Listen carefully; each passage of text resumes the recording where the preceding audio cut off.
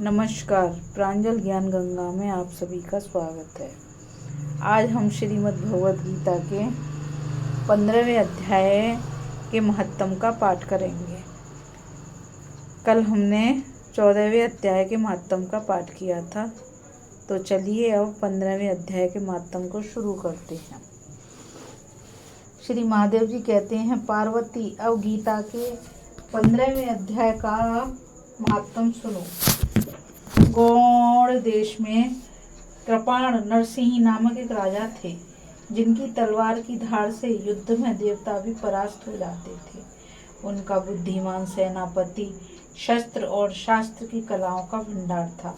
उसका नाम था शरभ मेरुंड। उसकी भुजाओं में प्रचंड बल था। एक समय उस पापी ने राजकुमारों सहित महाराज का वध करके स्वयं ही राज्य करने का विचार किया। इस निश्चय के कुछ दिनों बाद ही वह हैजे का शिकार होकर मर गया।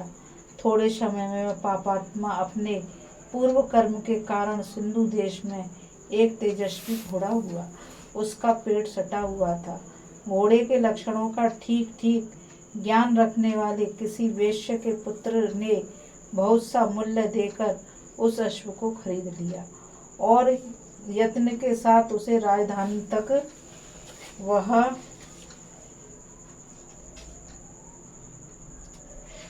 ले आया। वैश्य कुमार वह अश्व राजा को देने को लाया था। यद्यपि राजा उस वैश्य कुमार से परिचित थे, तथापि द्वारपाल ने जाकर उसके आगमन की सूचना दी। राजा ने पूछा, किस लिए आए हो? तब उसने स्पष्ट उत्तर दिया, देव सिंधु देश में एक उत्तम लक्षणों से संपन्न अश्व था, जिसे तीनों लोकों का एक रत्न समझकर मैंने बहुत सा मूल्य देकर खरीद लिया है। राजा ने आज्ञा दी, उस अश्व को यहाँ ले आओ। वास्तव में वह घोड़ा गुणों में उच्च श्रवा के समान था। सुंदर रूप का तो मानो घर ही था। शुभ लक्षणों का समुद्र जान पड़ता था। वैश्य घोड़ा ले आया और राजा ने उसे देखा। अश्व का लक्षण जानने वाले अमात्यों ने इसकी बड़ी प्रशंसा की। सुनकर राजा अपार आनंद में निमग्न हो गए और उन्होंने वेश्य को मुंह मांगा सुवर्ण देकर तुरंत ही उस अश्व को खरीद लिया। कुछ दिनों के बाद एक समय राजा शिकार खेलने के लिए उत्सुक हो उसी घोड़े पर चढ़कर वन में गए। वहां मृगों के पीछे इन्होंने अपना घोड़ा बढ़ाया। पीछे पीछे सब ओर से दौड़कर आते हुए समस्त सैनिकों का साथ छूट गया। वे अपने हिरणों द्वारा आकृष्ट होकर बहुत दूर निकल गए। प्यास ने उन्हें व्याकुल कर दिया। तब वे घोड़े से उतरकर जल की खोज करने लगे।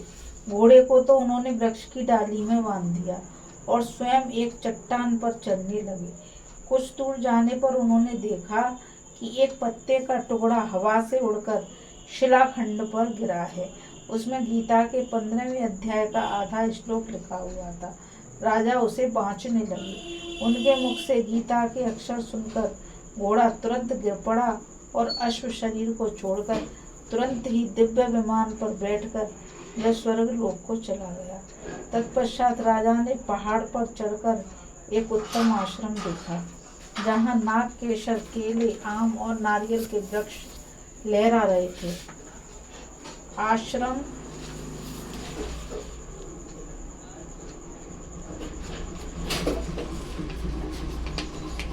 के भीतर एक ब्राह्मण बैठे हुए थे, जो संसार की वासनाओं से मुक्त थे।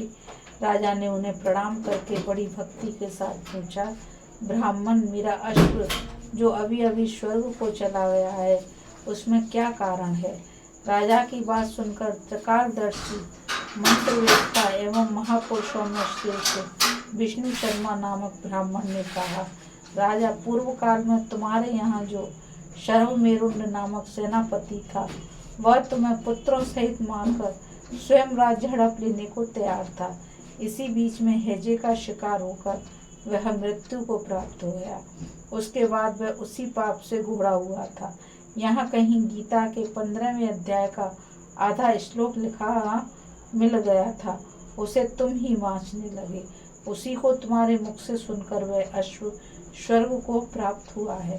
तदंतर राजा के पार्श्ववर्ती सैनिक उन्हें ढूंढते हुए वहां आ पहुंचे। उन सबके साथ ब्राह्मण को प्रणाम करके राजा प्रसन्नता पूर्वक वहां से चले और गीता के 15वें अध्याय के श्लोकाक्षरों से अंकित उसी पत्र को बाँच कर प्रसन्न होने लगे। उनके नेत्र हर्ष से खिल उठे थे।